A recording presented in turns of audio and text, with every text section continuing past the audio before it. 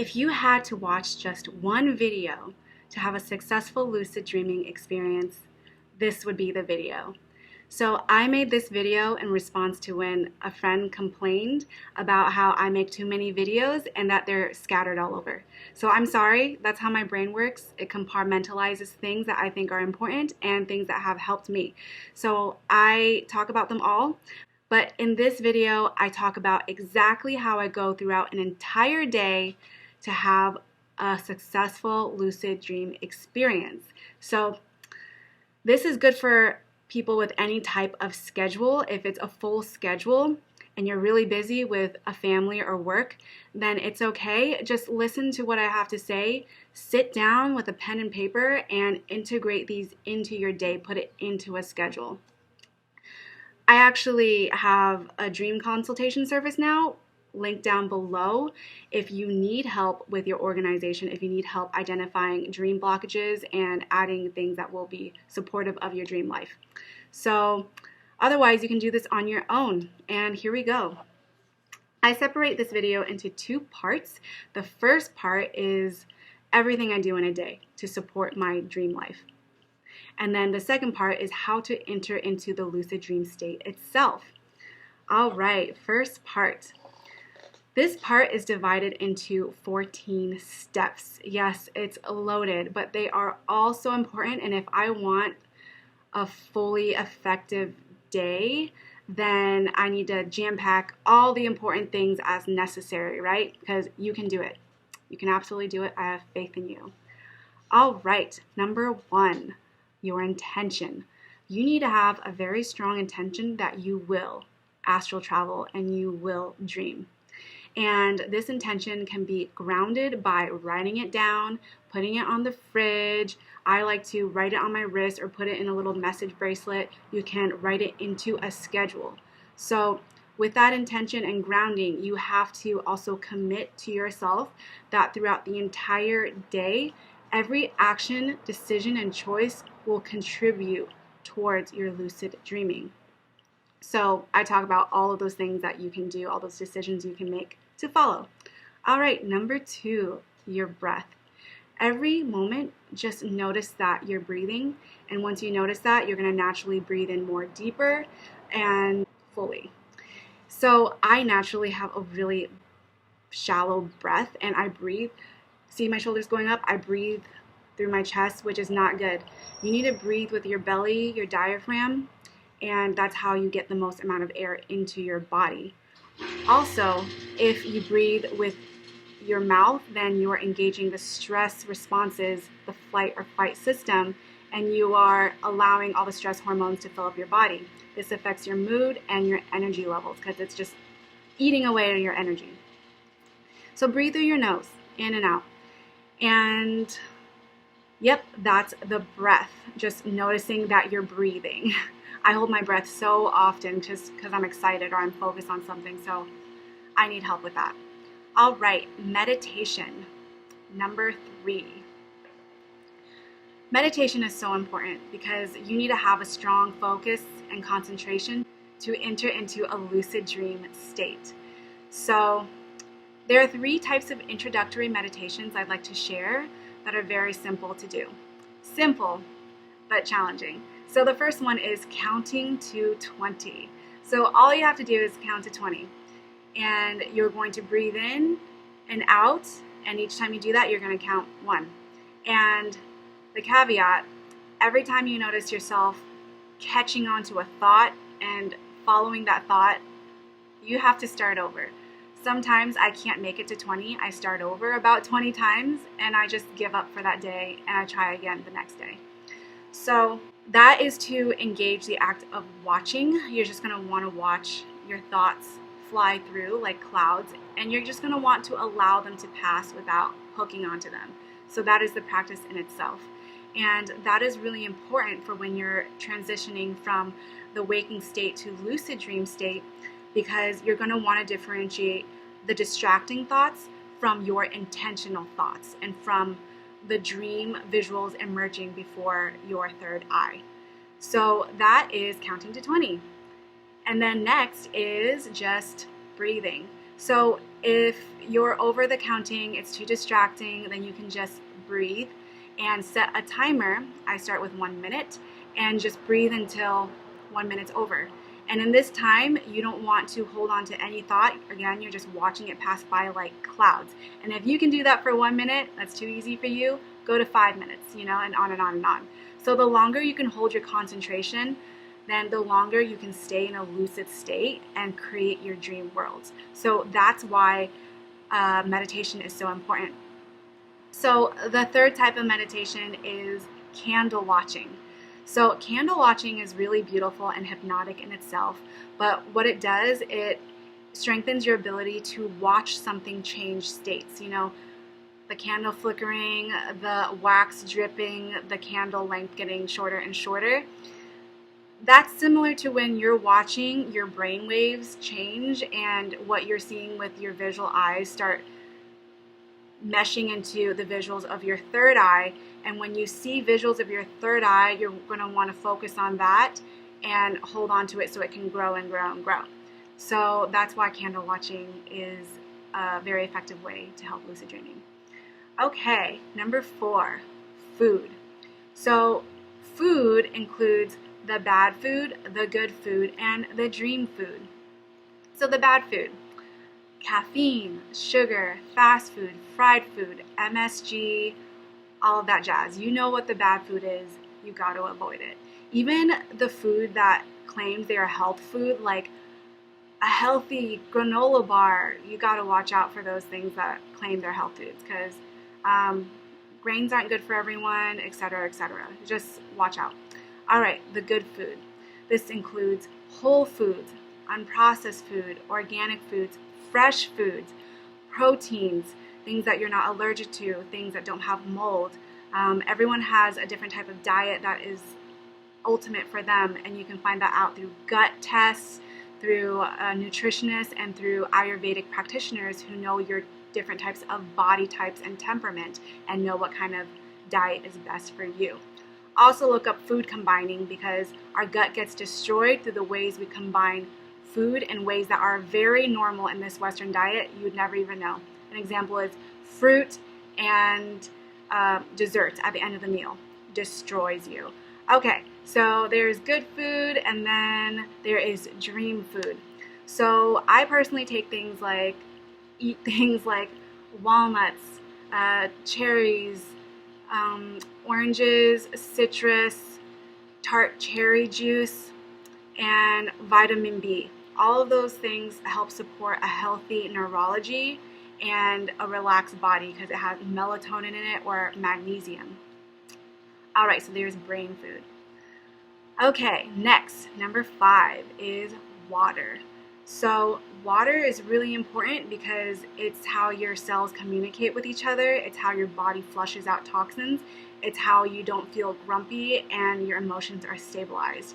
You need a lot of water for your body to relax into a deep state of sleep and to be refreshed enough to engage lucid dreaming in the morning. So I have a gallon jug of water that I just fill up in the beginning of the day and just drink it throughout the rest of the day. I don't have to think much about it. All right, number 6, presence. Be present wherever you are. This helps with engaging your breathing wherever you are, but you want to add the level of presence and noticing everything around you. Don't look at your phone. Don't get distracted. Don't distract yourself, especially if you feel like, okay, I'm bored. I have this lull. I want to look at something that's not what I'm looking at right now. I want to escape. You're driving, you're waiting in line, you're on a break. Take the time to look at something in front of you and just really look at it, analyze it, look at the line, shape, color, textures of it, and engage your senses into really replicating in your mind how you would draw something. And this goes for people too, being present with your family, really listening to what they're saying, really trying to feel what the messages are coming through and feel them. Just total engagement of you. All right, this brings me to number 7, which is visualization. So once you are present enough, the next layer would be visualization and projecting your own vibes and visuals out into the world. So what does this mean? I personally like to visualize a light orb around me because I feel like it protects me, and I visualize a sense of loving connection with myself and with everything around me. And I actually feel it, so when you do this, you are actually sending out real vibes into the astral world around you. And I also often like to project waterfalls around me because it just makes me feel so good, feeling like my office has turned into a paradise. So what does this actually do? When you visualize and have the ability to project your imagination out into the world during your waking life, it strengthens your ability to create an energy field around yourself during your dream practice, and you will protect yourself from entities, and you will also have the strength to project your imagination out into the dream world and create your dream life. All right, so that's what that does. All right, number 8, stress. This one's really hard because I know we have stress and triggers in our daily life and at home, at work, everywhere. You can't escape it. So if you can't remove your source of stress, which I highly recommend doing, I would recommend reframing. So sometimes I picture some people as NPCs. Yes, so I'm like, okay, this person's not real. They were designed to trigger me. So then I can kind of dissociate and not take things as personally and just be like, okay, what can I do? What can I take control of and what can I not take control of? Just let them be what they need to. And if it does affect my life, then I need to take action. The goal is to take action over your life and not to just let things eat away at you. So there's stress. Okay, the next thing would be number 10, journaling. So ways to manage stress. So journaling really helps for me. I wish I had did it more and more, and I used to just really rely on talking to someone, but that didn't work because not everyone has time to talk and not everyone is as receptive because they have their own stresses, right? But expressing your emotions and your thoughts is really helpful and important because we have energetic blockages throughout the day. We need to express ourselves. We're expressive beings. We need to get our ideas out there even if no one sees them. So the journal and diary has really been my best friend. I have an online journal right now. You can check it out. It's lanainsky.tumblr.com. I just write down what happens to me every day pertaining to dreams and other thoughts and emotions as well. It's just helpful to get it out of you. So journaling, it's also helpful because you might have a ball of things going on that are tangled up, and that's why you feel numb and stuck. But if you can piece apart everything, you can see all the names of everything in front of you, and you can even put an action to it, like, okay, I feel this way, so I can do this, this, this, and this. And you're taking steps, you're taking a proactive course to solving your problems and healing yourself. So that's why journaling is so good. I also have an online journal because I'm too impatient to write things down, and I have very bad handwriting, so I can't read my thoughts. So that's also why I have a digital journal. All right, number 10, the mirror trick. So during my waking life, I go into each room and remember to look at a reflection. And I can look at a spoon, and then I look at it and I ask, am I dreaming? And then I say, yes, I'm dreaming, I want to fly. So the goal is to remember and to engage your intention. So flying is my easiest intention because it's so much fun. And I just have to remember to look at a mirror. And why a mirror works is because of expectations.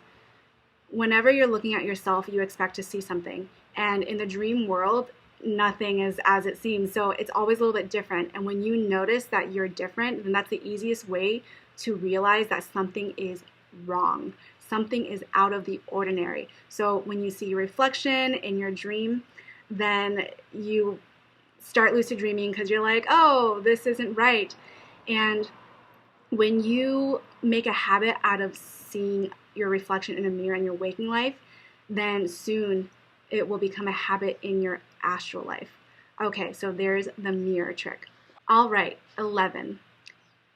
having fun. Are you having fun? How many times have you laughed or had fun yesterday? Think about it. Our lives get so busy and we get so caught up in the motions that we forget that this is really important into opening up your spirit, and your spirit needs to be open and connected for you to have a successful lucid dreaming experience. So if you don't have enough time, it can even be like your shower time. Make sure you have all the products that make you feel clean and pampered. Have some of that alone time to play some music, play that instrument, or read a chapter of a cool book. If you are on your phone, get a puzzle game that is fun and creative, like designing a room, or play Sudoku or something, or chess. You can engage your imagining senses by writing down your dream life in your journal and your dream house, just engaging that sense of limitless potential and creativity. Going somewhere new, getting on your bike and going to a different part of your neighborhood, like reach out and go past the boundaries and cyclical routines in your mind and daily life. I got on a bike the other day. I haven't ridden my bike in 15 years. Oh my gosh, I felt like a kid again. It was so much fun, and I'm going to do it more often once it's not 115 degrees outside. But you just got to have fun, and it can be really easy. You just got to remind yourself to do it. Put it in your schedule. All right, number 12. This leads me to movement. Our body has energetic blockages. If you have a sedentary lifestyle and work life, then chances are you have energy that is trapped inside your body and needs to be released. Otherwise, you're going to be restless, you're not going to sleep well, and you're not going to go into a deep sleep state and dream. So if you don't have enough time to go to the gym or work out, then you movement exercises like just jogging one loop around your neighborhood. You can turn on a song and just dance however you want to it. That's also very fun. You can shake. I like to shake. You just put on a song and then you just start shaking your whole body. You see a dog shake, it's shaking all the emotions off. Look how dogs do it. You're doing the same thing. You're just shaking your entire body. Okay, so that is movement. All right, number 13, bedtime tools. So my bedtime tools are scents, vitamins, and stretching. Stretching, I talked about the body blockages. Just do a full body stretch, like move all of your joints and kind of like you're warming up your body, but just really letting your body relax fully so that it can just fall asleep. Scents. So there are certain scents like frankincense and rosemary and lavender and rose. I love all of those scents. I love lavender. It just triggers my sleepiness. Rosemary and frankincense really activate the memory system so that you can remember your dreams. So essential oils and flower essences, those are all really good natural ways to engage your sense of scent. All right, vitamins. So there are certain vitamins that I've taken for lucid dreaming, and I wouldn't take them all at once. I take magnesium every night. That helps me relax my body. I've taken valerian, like one pill, and that helps me remember my dream, and the dream is so long. I've taken Ethereum Gold. That's given me the longest lucid dream ever. I like to be really detoxed when I take Ethereum Gold because I used it once when I wasn't detoxed, and I find like it just gives me a caffeinated response, like my brain is just awake and wired. So those are the vitamins I take. So the next tool would be sound. You can listen to solfeggio frequencies on YouTube. Download them to your iPod or phone and turn the Wi-Fi off. It's important that you turn the Wi-Fi off. And you can also listen to binaural beats. I like to listen to HemiSync, and what binaural beats are two different sounds on either side of your head, which when you listen to them, it actually makes a bridging gateway syncing between the lobes of your brain, and then it helps you remember. So you can play that while falling asleep, and then you can actually play that in the morning as well as an extra step to your lucid dream practice. And then Yep, that's it, bedtime tools. All right, which leads me to the very last one, number 14, which is sleep. You gotta have enough sleep. Your body needs to be not tired so that in the morning it can be just tired enough, but not too tired to fall back asleep and to have enough energy and a state of relaxation for you to concentrate on going into a lucid dream. So I say at least 7 hours. And then also not looking at devices late at night and not eating late at night or having big meals, because that's going to prevent you from getting enough sleep. All right, so those are all the ways to treat yourself during the day. It's a lot of things to think of, but I swear if you just put it into your schedule and make it into a habit, it will become habitual. All right, so the second part, how to lucid dream. So I did all of those things that I should have done the night before, right? I am ready for my dream. All right, so I wake up. I'm going to wake up at an hour earlier than I usually wake up. So I set my alarm for, let's say, 5 a.m. when I usually wake up at 6 a.m. And this is a day that I have no stresses, like it's a weekend day, no one needs me, I'm not going to work. And I wake up at 5 a.m., I go use the restroom, I drink a glass of water, and I make sure everything's taken care of, like my pets are taken care of, and then I close the door. Just make sure like everything is relaxed and all the distractions are taken care of. Now the next step would be to lie down and start focusing on my breath. I inhale deep through the nose and exhale deep out through the nose. And then I watch my belly rise and fall, and then I listen to my breath and pretend it's the ocean waves. So it starts becoming a multi-sensory, beautiful experience. So I'm doing this for about like 10 breaths in, and just with 10 breaths in, if I do it fully and effectively without catching on to a thought, then I will actually start feeling my brainwaves shift. So I know my brainwaves are shifting because, first of all, I kind of hear a slight tapping, like a mallet tapping a giant timpani drum. And then I kind of feel the shift in itself, because it's just kind of like a feeling, like, you know, like when you drink some alcohol and then your brainwaves start feeling different. It's kind of like that feeling. And then I start seeing visualization sometimes, like colors start coming through. And then at that moment, I'm going to want to keep on breathing and focusing on what I'm seeing in front of me. And from there, if I keep breathing, my body will actually start shaking and I will start hearing sounds. So this feeling can be very scary, and if you're scared, you're going to come out of it naturally. So what you want to do is just relax by continuing to breathe, or affirming yourself that you're going to enter into a lucid dream soon, or project light. I like projecting light and love outside of me. It kind of encases me into a light cocoon, and I know I'm safe, so then I just allow myself to go wherever the dream is taking me. Okay, and so if I didn't visualize anything, I'm just going to go into some random dream. But if I do want to visualize something, then at that point where my brainwaves shift, I'm going to want to hold that visualization in my head and hold on to it until I see the image coming at me. And the image, it looks like pixels, like just shooting at me until they are building blocks, creating the entire picture of what I envisioned, and it turns into a 360 world of what I envisioned.